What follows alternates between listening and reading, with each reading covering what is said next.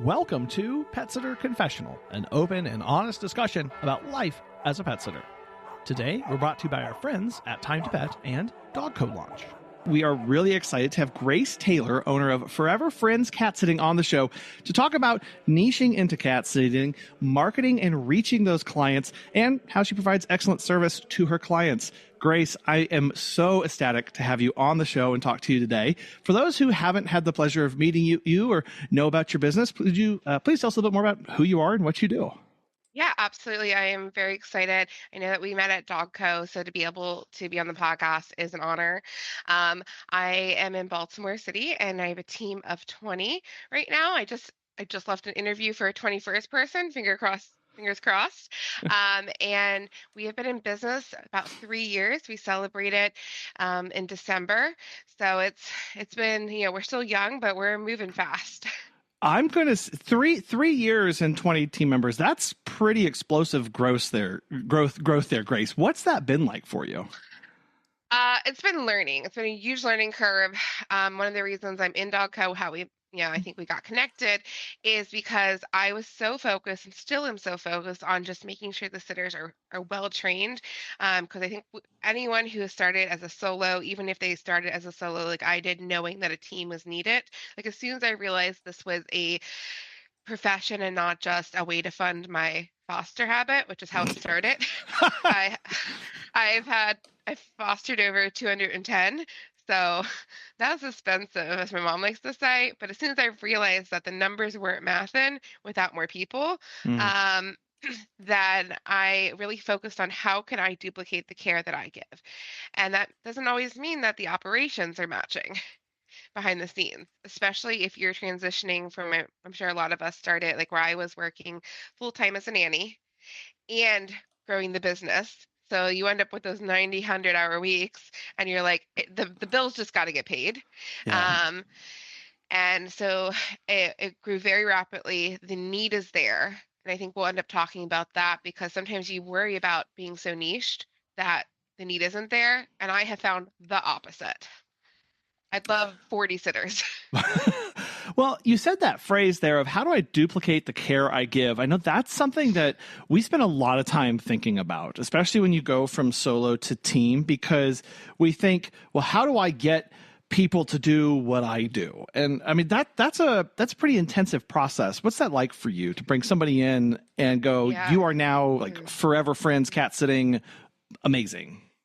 Yeah, absolutely. I think one of the things I learned very quickly, you cannot expect someone to think the way you think. Yeah. And and that was very difficult because they can be amazing. And I'm gonna bring Laura up because I asked her and I told her, she said I could tell the story. You had Laura Cassidy, who is just anyone who needs a cat behavioralist or needs someone who can get a plan for a cat that's struggling, please reach out to her. Positive vibes. She's amazing. But she was one of the first people that came on even before I officially had a team to help me through a holiday season. Hmm. And I was not communicating to her in an effective way the process and the protocols. And so she was coming in with her own level of priorities, which are amazing, but it's not going to duplicate the care that I'm giving. So therefore, the care that the clients were receiving were slightly different. It felt different, even though they were both excellent care. So I think Hmm. that's another reason thing to realize is someone else can give amazing, excellent care, but it isn't your care. Yeah, that's a fine distinction, isn't it? Yes. And you pointed out the clients can feel that. I know sometimes we don't think they can because it's like, well, it's just a message and some photos. What's the big deal? But if a client is used to getting a certain quality of photos or certain content in update Mm, or certain little tasks done, and all of a sudden yes. it changes, like that doesn't mean trust or anything is immediately broken, but it's a different experience for that person. Absolutely. And I think the other thing I realized as going into that manager position and more and like becoming the manager and the caretaker of people, not just the humans of the animal of your animals in your care, but the humans that are, your responsibility, your team, your staff to pay, is also setting them up for success, which Mm. means giving them clear communication. One of the questions I ask when I'm hiring someone all the time is, what type of relationship do they want from a boss? What is most important for them in that relationship? Hmm. And I was shocked that continuously I hear clear communication, clear expectations. I want to do a good job. I want feedback. I cannot do that if I don't know what the expectations are. Hmm. Yeah. And that, I think that pushes against some of our initial gut reactions with hires of they don't want to work. They don't care as much as I do. Yeah. And baseline, like the person is applying to work. They want to do a good job. And if we, Mhm. that's a shift in how we perceive that interaction. Cause one of those is very Yeah. antagonistic, isn't it? Of they're just here and Yes. they hate being here. And I just have to Yes. hold on to them as long as possible versus can I set this person up for success because Yeah. they want that. And so, Yes. I mean, you made that shift into now being a caretaker of people, which is Yes. like that's a different mode to operate in. So you go from doing cats and working with clients, now you're adding the people portion of this. Did that come easy to you in the beginning? Um, I don't know. It wasn't until I was able to put my finger on it and figure out what it is. My background, I guess I'll give you a little bit of that, is it's a weird winding road. I love it. I yeah, I worked on the Hill doing education policy for the National Governors Association. And I was very good at that. And a lot of that has to do with psychology and that type of stuff. But I didn't like who I was becoming because, do you see whether it's a hot mess there in terms of like people, relationships, politicking? And if someone asked my name, who I worked for one more time before they asked my name, it wasn't going to go well. So Oh, I handed in my resignation and I went to nannying infants for over a decade. So I was a nanny starting, and my whole focus was like newborns and up to toddlers. And you have kids, so yeah. if you want to like, I don't want to say train up nice like humans, but like that's a big growth experience where you have to put aside like you know expecting obedience Hmm. to figuring out like teaching like Yeah. you're teaching a little human and helping them form them to become into their own so they can succeed. And so I think in having that background in the education and the teaching and that and patience really Hmm. has helped, and just being able to be like, no, I think they are coming from a good place.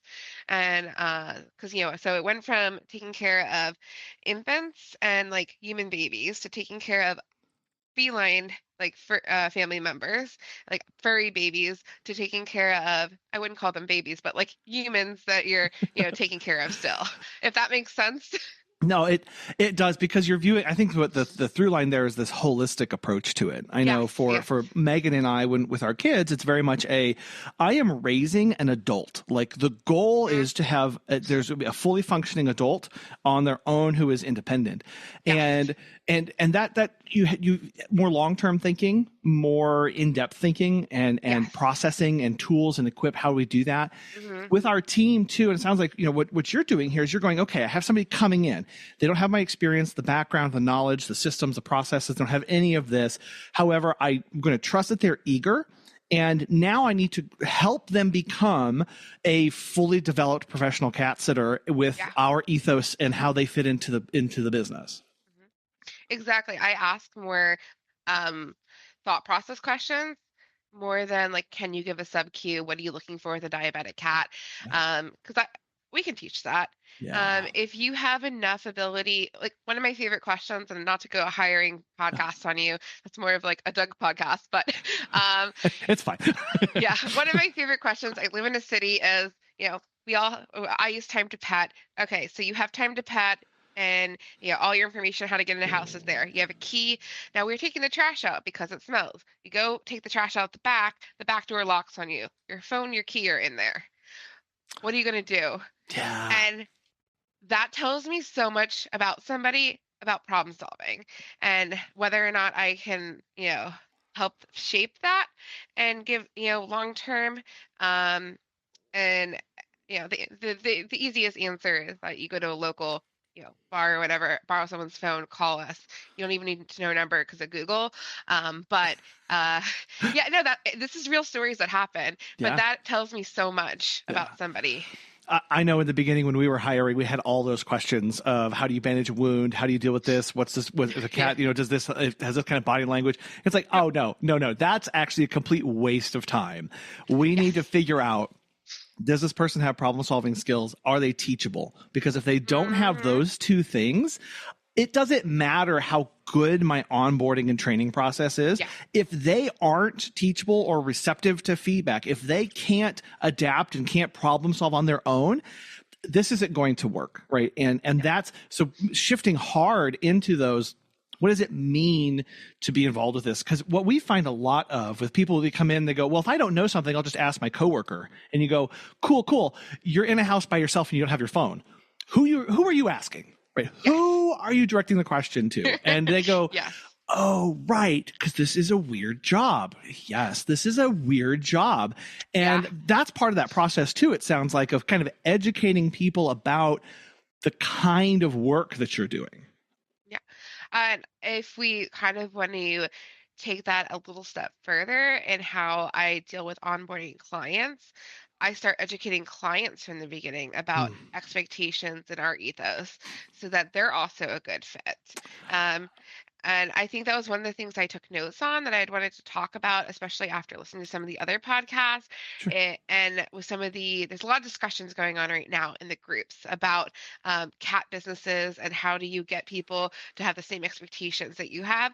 And it starts from the very first conversation. I think we're also training clients. So a good example is I'll talk to somebody and, I'll kind of like explain, oh, our little background. And then I say, and our definition of a successful cat visit is, and I flat out say Oh, that. yeah. So, and for us, it's the cat is, understands we're respecting their boundaries. And ideally, eventually they're out and about. But if they want to be out and about on a bed and tell us, don't come within 10 feet, that Mm. is fine. And that is a success because they're not hiding in their own place. And once you reframe what is a success for people, that really does change how they relate and what their expectations are of you.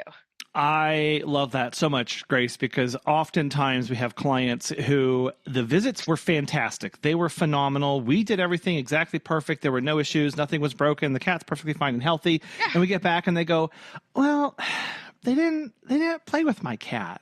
And it's like, oh, that's what. Oh, no. See, your cat was underneath the bed and would not come out. And we don't pull. And so doing that on the back end always feels like a defense. Always feels Yes. like kind of like an excuse to the client of why it was quote unquote subpar in their mind. And instead, front loading that and saying, this is what our optimal, like best case scenario outcome is. Here it like line item.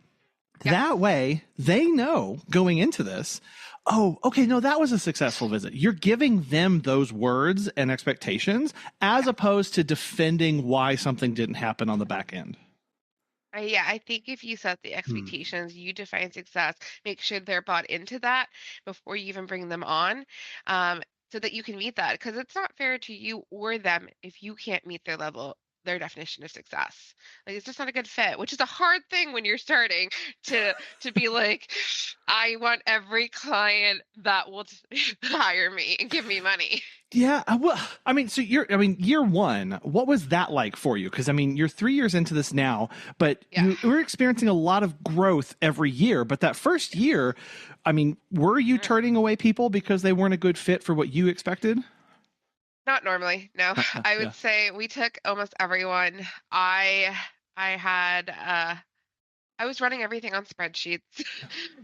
I there was no time to pet at the very beginning, and I took pretty much anyone. I don't like the phrase maybe toxic toxic empathy to the point like in the sense that I was accepting things because I felt bad and wanted to help, but I was actually making the situation worse because I Hmm. couldn't give that cat the time they need it, or I was making it worse for our team when I did bring people on, because Yeah. they were walking into a situation where it was literally above and beyond, and or we weren't charging enough for the care we were giving, because we are not only niched into cats, but a large portion of what we do is niched into medical cats.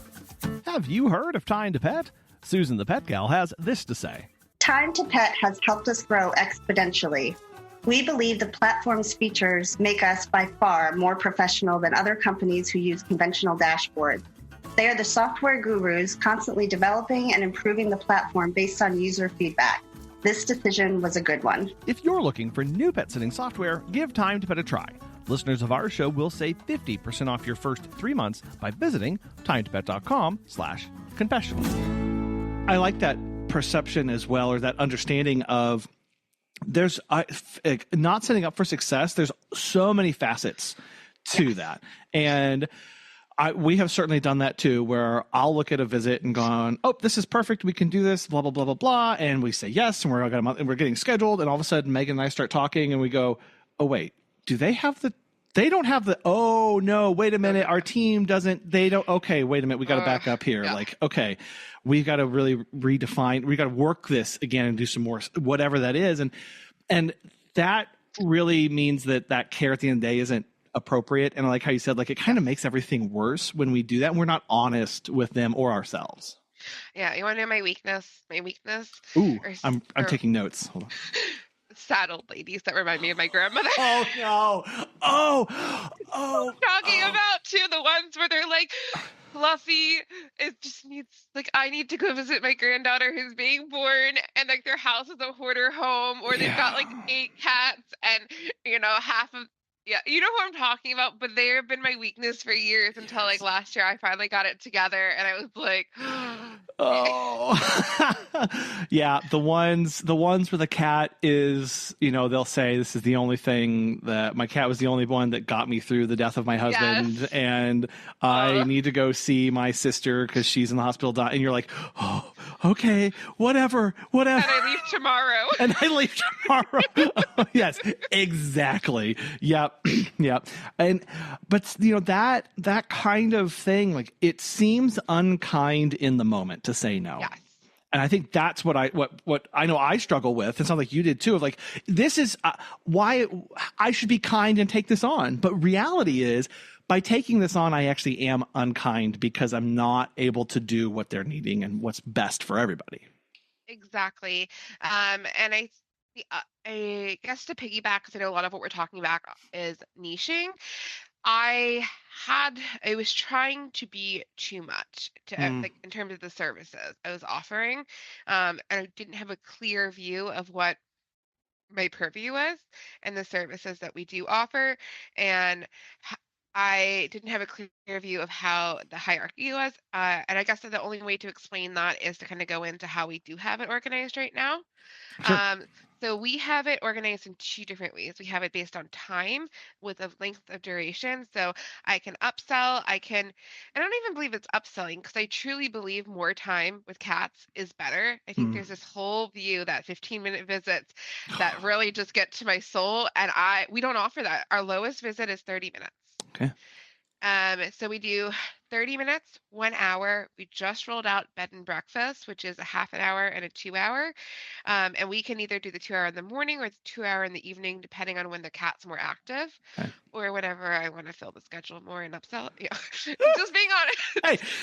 Hey, gaps in capacity really do impact business operations. I mean, that's where we notice too, of like, oh my goodness, if I could get 1 or 2 more in here, the route efficiency would be better, and things are like, that is just a practicality of running a business. And again, it sounds cold and corporate, but what it is, it's the better utilization of your people and the resources that you have. And that's just, that's smart. So I jokingly, I know, but it's, if you can keep and it allows you to be able to keep people who are good and committed, because you can fill their schedule.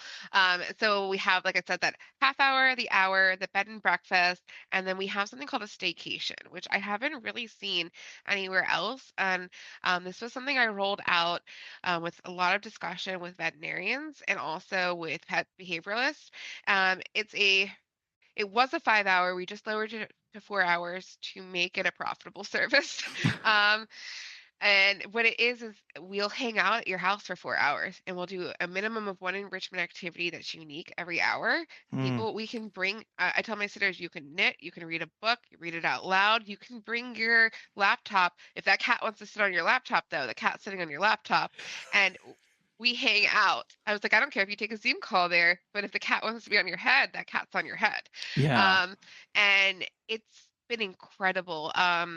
Where we've seen cats the rollout actually was in the test, the beta was we had this cat who was under the bed for 2 years, and we'd do one half an hour visit, and she might come out, stick her head out for a churro, but that was it. And she wasn't eating all her food, and this cat, it was a single cat dad, that was cat as his life. And I said, I'd like to roll this out. Will you trust me here? I will give, for this week, I'd like to do 5 staycations, and I will give 2 of them to you for 50% off. And he said yes. God bless him. And by that second one, the cat was out, and we just let the cat walk around. And by the third one, the cat was greeting us at the door. And that was just so eye-opening to me that more really in the right capacity with cats is the way to go. Not less. It breaks my heart with the last air visit. Yeah. Well, and that's a little bit mindset shift for us as people who may have more experience with dogs. If a dog comes in, usually, sitting down next to them while they're freaking out and super anxious and way on, level 4 or 5, like, we're not making it better by staying there. But if we can be calm and relaxed and give that time and space, we see it with cats too. It's just, sometimes it's right at the very end of that 30-minute when we've been quiet, they just start, and then we're like, gotta go. And we pack up and leave. And it's like, oh man, maybe I should spend more time here and just try it, and you got to look at your numbers and see how you're going to make that work and stuff. But like, trialing is important, especially when you're in a niche where you are. I mean, you've been cat sitting from the very beginning. How intentional was that whenever you launched? It was always cat sitting. We have a couple small creatures, like, please give me more fish, where I have to go in and sprinkle some stuff. We have hedgehogs, we have turtles, we have some lizards, but we are 99.999% cats and always have been. That's where my expertise was.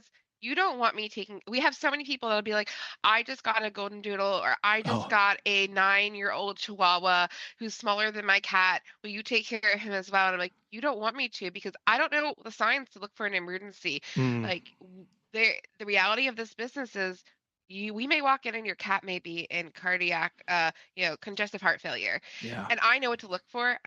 Our team's trained know what to look for. We have protocols for that. You don't want a non-expert. And so that's how I explain it. And I said, I have these amazing people that are the experts. And if that means that they take care of your cat and your dog, we'll be so sad to, miss Fluffy, but I want you to have the best care. And people really trust that. I've noticed I think we all know this is a relationship business. And so I guess the answer is it was always cats. It's always been cats. And it's worked out so far. And and I'm amazed that the trust is really what it is. And one of the other things I wrote down that I wanted to say is, if you're going to niche, you need to position yourself not only as the expert, but as the person who knows the experts. Okay. If that makes sense, I can give you an example. I don't know everything, but I will go find the answers for you and the resources and connect you with them. So if that is Fluffy is having a urination issue, yes, I could probably tell you what you're doing wrong with your litter box. You're not going to, I will tell you the same thing. You will not listen to it until you pay Laura Cassidy $285 an hour. And then you'll be like, Papa! But I can get you to Laura Cassidy, or I can tell you, Everhart in Cross Keys is a fear-free, amazing cat vet. And that's going to change your cat's life. And then when it works out and that resource works out, I am now more of a value than just a cat sitter. Really kind of putting yourself at the central of that hub of, hey, Yes. I'm your first point of contact for not just the immediate conversations and observations, but also I spend all of my days talking to experts, looking up, networking, Exactly. making these connections. All you have to do is send up the cat signal and I'm going to Yep. go, right? I'm on it Exactly. for you. Meow meow. And, and that is invaluable because our clients, I don't know about your clients. Our clients are busy. They don't have a whole lot of Yes. time. Busy. They kind of just want that, like, hey, help me. And Yeah. I can't put any more effort into this. So go. And if we can go on it, boop, boop, boop, here it is. Here's his phone number, person, they were open on Tuesday, go for it. Like Yeah. that in and of itself is a service that we Yes. that we provide to our clients and is part of what they get for working with us on this. And you better price that in. If you are the expert in the niche, which is what I'm in the process of building up my prices, Hmm. um, because if we are very high touch, and therefore your price needs to reflect that. They may not be high touch when they're booking, but maybe they're calling you and you're spending 20 minutes on the phone call because Fluffy has something going on. And that's Mm-hmm. okay. I'm willing to do that because when I tell you I think Fluffy needs an hour visit alternating with a half an hour, you're going to be like, yeah, absolutely. Yeah. Yeah. That pricing, this is something that Megan and I talk a lot about in our business of, we are a premium business. But what I have found is it has not mattered the expectations from the clients. And I'll put it this way: when we were charging $20 a day for Yeah. five visits, like we just said when we first started 14 years ago, it was $20 a day, however many visits you wanted.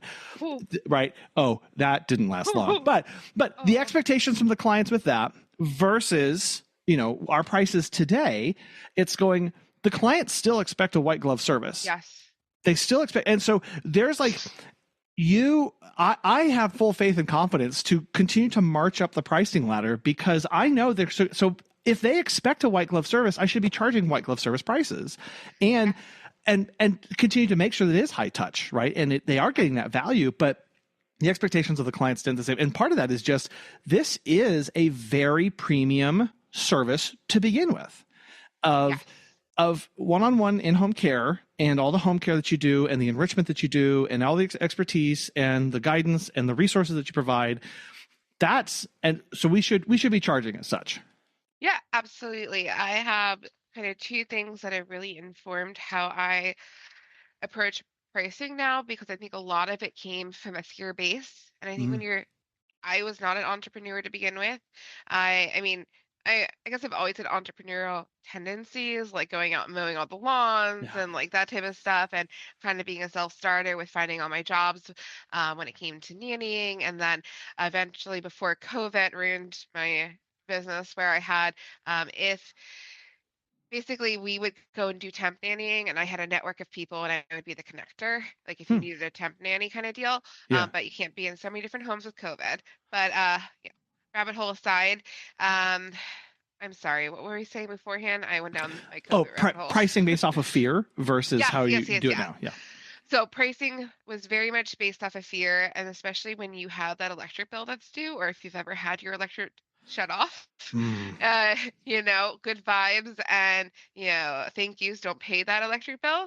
And so I was so afraid of losing every single client, or that they're not going to pay this, they're not going to value this. And now I am fortunate enough that we have a slight cushion, and I've had enough experience where I realize no, they're not going to run. And I know a little bit more about the math. And I will also say that I borrow from, I think, Dan's Pet Care said on Michelle's podcast yeah. that he doesn't see, we can sometimes feel guilty about upselling or feeling like, taking it more from an operational standpoint when this is such a relationship business. But if you truly believe in your service and that your service is actually making the cat's life better, Mm, then you should not feel bad offering those services. right. And that was such a shift for me. Like, and when he put that into words, I realized that had been the shift. Like I know how to I know cats, and I know that our services improve the lives of cats. Mm, And um that has been such a shift with being like, no, we can charge more. We are actually improving your cat's life. And then secondly, there is something, like, I wouldn't say the the pain in the ass tax, but there is a certain amount of how much do I have to charge you so I no longer am annoyed by doing this? Or when I get that phone call yeah. at 9 a.m, how much do I have to charge to not go, ugh? Like, exactly. Hey, you know what? I'll pick up I'll be cheerful on a phone, but there's a price comes with that. Yeah. I think that's just a very real thing that we have to keep in mind, is that our care isn't just, our services are not just in that 1 hour time window when we show up. It's all of that relationship and that everything that's involved. Which is hard to put a number on when you're pricing and services. Yeah. We can sit there and just go, oh, here's the price of my service minus the labor and maybe a tiny percent of non-billable admin, but are we really understanding what that, marketing anyway? Yeah, exactly. Yeah. And a lot of what you want to talk about was niching and stuff. Did you have any other takes? Yeah, well, so I know we're talking about pricing. I know that's usually one thing that people talk about. Oh, niche, so you can charge more. But from your perspective, you're sitting here in a pretty niche of niche. What are some of the other benefits that you've seen? But also, I did want to know, Grace, some of the cons or some of the harder parts of niching maybe that you've experienced. Sure. So let's do a con first, since we've talked about the positives. Oh yeah. We'll do that one, and then make sure you bring me back because the other ones. I would say that if you're niching in a way that isn't a traditional thing, like if I tell someone I run a pet sitting business or a dog walking business, people know what that is. People don't know a cat sitting business exists. It's been an education, and once they find out it exists, and they're like, "Holy shit, that's amazing! Yes, sign me up, give me more, on board." But they don't know it's something they should be looking for. Yeah. And that's not popping up in Google, right? Of going, hey, people just find me. If they don't have those words, they're not actively searching for that, maybe natively or instinctively. And so it is harder to surface for that. Yeah. Yeah, exactly. So making sure, what I have found has been helpful is kind of going back to that networking thing. Are you connecting with the people who are already in that realm? Part of that is we have some absolutely amazing Facebook groups in Baltimore, like Cats of Patterson Park, Cats of Federal Hill. We're just cat parents. If that isn't just gold to I wish this was everywhere for everyone. It's please sign up. Absolutely. Or I have those connections with the rescues. And we do another part of what we do for better, or my accountant has opinions on it, is we give a lot back, and we do a lot with rescue. And he did have to sit me down a year ago and go, do you want to be a 501(c), or do you want to pay your electric bill? And I was like, you mean I can't pay my electric bill with good vibes? Yeah. And good karma? Right. Apparently not. Good vibes doesn't make electricity. Oh, darn it. Doesn't? Maybe Elon Musk can get on that. Right. Yeah, exactly. So we do a lot with giving back, and we become more than just the cat sitter in the niche. We become the person who is, has a broader mission. So you're supporting that mission when you're choosing us too. If you're ready to take your pet care business to the next level, then I want you in the room at the Dog Co Business Summit, October 2nd through the 4th in Winston-Salem, North Carolina. We have brought together the very best speakers we could possibly find, and we are getting the best companies in the room to help give you the path to grow and scale your pet care business. Go to dogcosummit.com to learn more. Yeah. So they have a deeper connection there, which also, I'm sure is another positive of you find your people pretty quick though, right? Yeah. And they're bought in. They're not only our cat sitter, takes out our trash and does our mail and makes sure Fluffy's happy. Our cat sitters in the shelters petting cats, doing this and, at an event with kittens and, so that then they're really bought in. Yeah, because you're talking their language. I know that's what we talk a lot about, marketing of, who's my client avatar? How do I make sure that I know who they are, where they shop, all this stuff? And you're you have intense laser focus on exactly that. And while yes, it does mean that you are not talking to thousands of other people, it means that the people you are talking to, I would imagine that you need fewer touch points to make them see and get Yes, connected with you in that. absolutely. We have once we get in contact with someone or they reach out, we have an incredible onboarding rate. I think we onboard about 94% of everyone that reaches out to us. Wow. Wow. Um, and we don't I don't know if in preparing for this you try to look at our website, but it is not really existent for right now. We're working with Erica at Barkington. Sure. I read the footer. It was a very nice footer right now. It's It's it is still getting sometimes we get 2 to 4 inquiries a day. We're averaging like 10 to 12 inquiries a week. wow. Yeah. And I'm working on staffing. I was a little terrified. We were turning people away for the holiday season, so Wow. we could not have done that with a real website.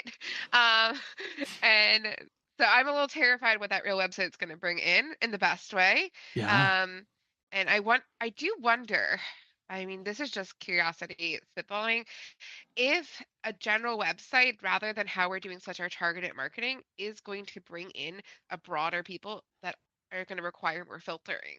Because we do filter, but we don't have to filter as much. Yeah. Some Well, people. yeah. And I think that comes with that education of what is being picked up in those, especially just kind of Mhm. like native SEO searches. And that all of a sudden you get this, okay, well, I'm doing a broader push. And anytime we widen that funnel at the top, it means that I'm going to get more edge cases. I'm going to get people who maybe weren't looking for me, didn't have a problem now, and aren't Yeah. sure of what's going on.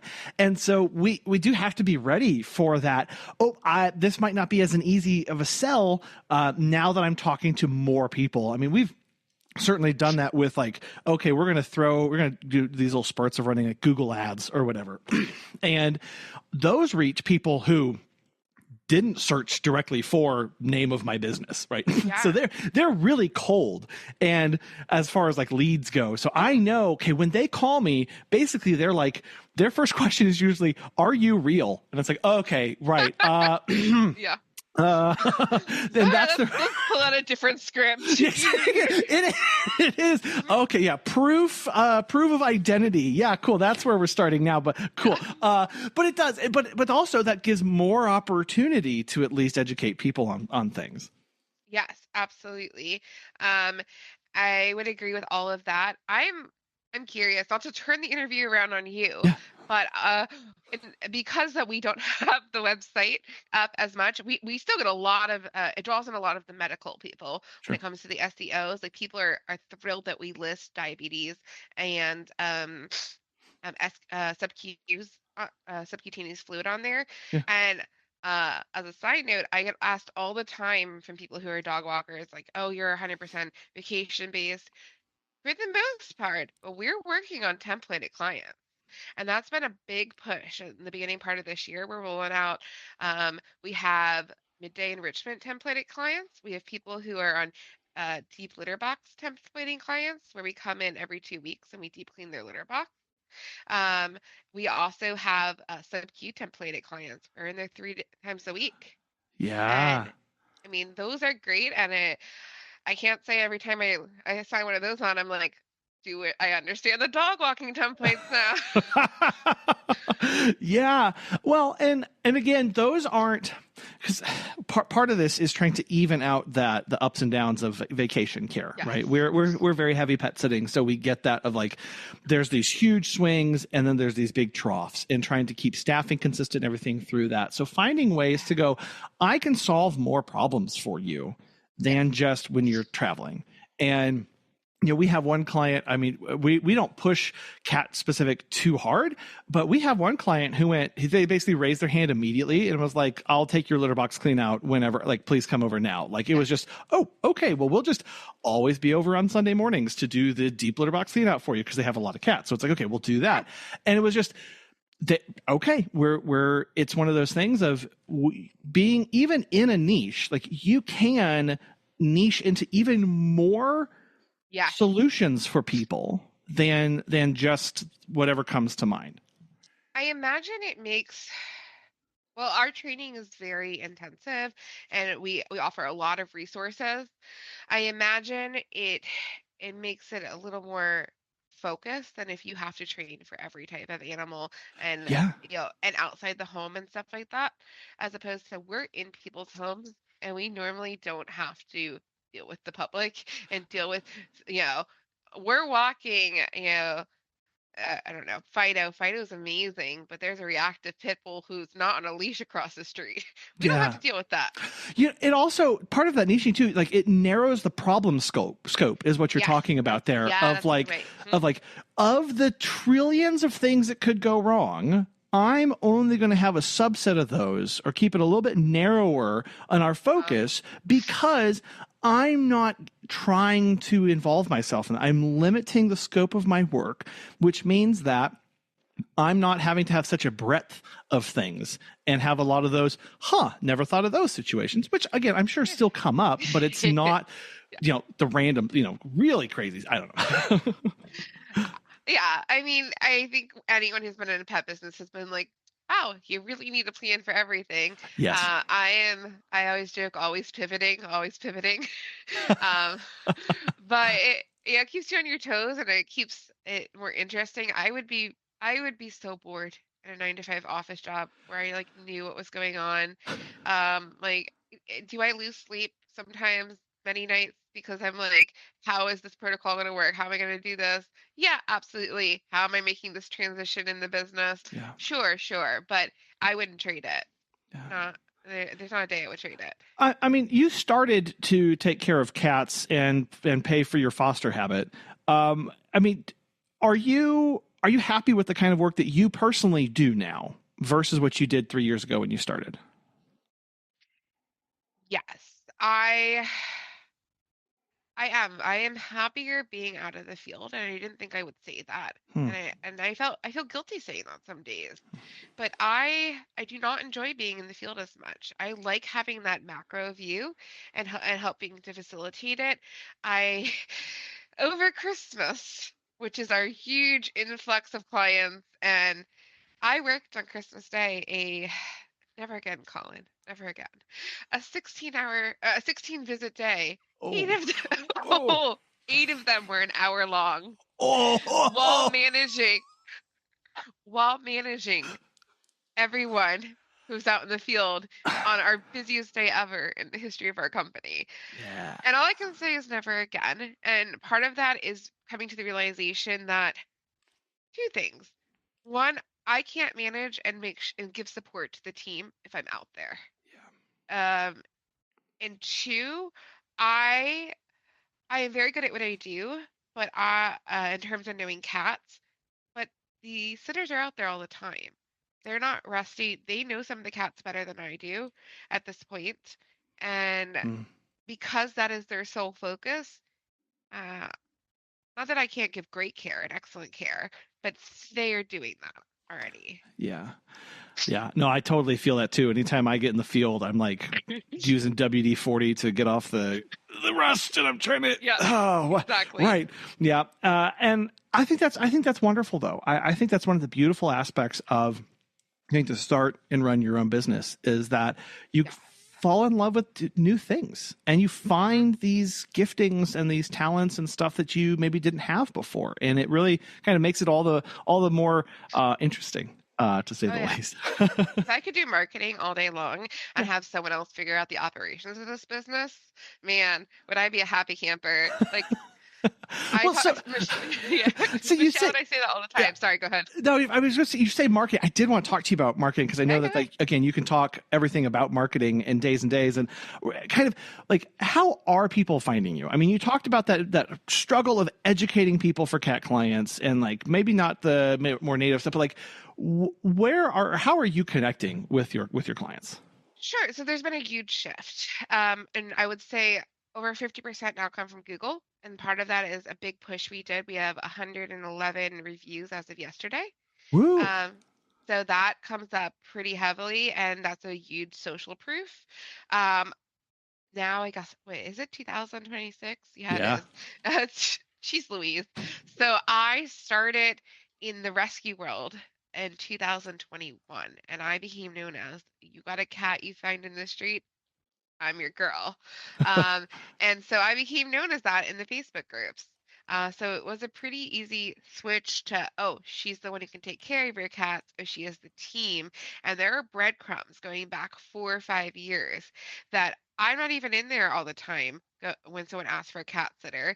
But if they check cat sitter, we're popping up. Hmm. And it might be from 4 years ago, but now they've clicked and they see the Google and bam. Um, we also have an incredible community who are really bought into our mission, and it warms my heart every time when there is that post, I'm looking for my cat sitter, and there's 17 responses and 12 of them are for us, Yeah. and I didn't have to put a single thing out there. uh, and then we have I think our other major one, followed by like, so it's first Google, then Facebook, then in-person events, like micro Hmm. in-person events where, yeah, if we can get in front of you and you see that this is a possibility in person and not just some like a card dropped off, like we have a very good return on our events, whether it be, I live in the city, so a lot of the bars, they do block parties. Um, and so we go to those. We have giant festivals here. There's one called the Fells Point Fun Festival. I mean, some of it is expensive, but I'll just use that example because I am a little shameless when it comes to marketing. Uh, we, it is I think a $1,500 buy-in to get a booth there. But if you go in with a nonprofit, it's 200. And we do a lot of rescue work, as I told you. So I partnered with the rescue, and I applied with the rescue, Ah. and I was denied. I was denied 3 times. And what I just did is I sent curated reels of the animals we have helped directly with our donations, Yeah. and I made we have a photo booth that's like an actual Polaroid, and we can put your event name on there, and now you got a photo booth there. I made us a valuable asset to be there. Uh, and I will be slightly relentless. And they let us in, and we were one of the most popular booths that year because we had kittens. I will also bring kittens. And I know people do not want to stop and talk to me about cat sitting, but I will talk at them while there's a Wow. kitten in their Holding a hand. cat. And it's highly effective. It is. We call that a captive audience or a captive audience, I guess. Yes, exactly. 100%, and that has been a huge thing. So like that might be a large event where we do a giant raffle. So now they're feeling bought into the mission because yeah. So we do. I think those events, that particular event, cost us. Well, now that we have like the tent and everything, I would say it cost us 12 to 1400, but we will get 30 to 40 clients out of it. Wow. Wow. Um, and so not being afraid to spend that money. And then there are events where we spend nothing. Like we're Hmm. gonna go do a brewery. I I cold called this person. There's a brewery with a working cat. And that's a big thing in the city. They have like cats that like go get the mice and stuff, Yeah. and they like sit on the counter. It's his birthday party, and they didn't reach out to us. I called them, I left a voicemail. I sent 2 Instagram messages, and then I called twice until someone answered and got me a manager. And I said, "We can do this for you. We would love to be part of your cat's birthday party." Um, and they were like, "Sure." And we're going to be there. Yeah. And I bet you will get at least a couple of clients out of there. Yeah. And it might cost me with labor. I bet you will get 2 to 4 clients based on our previous. And I think with labor, it'll cost me 180. Yeah.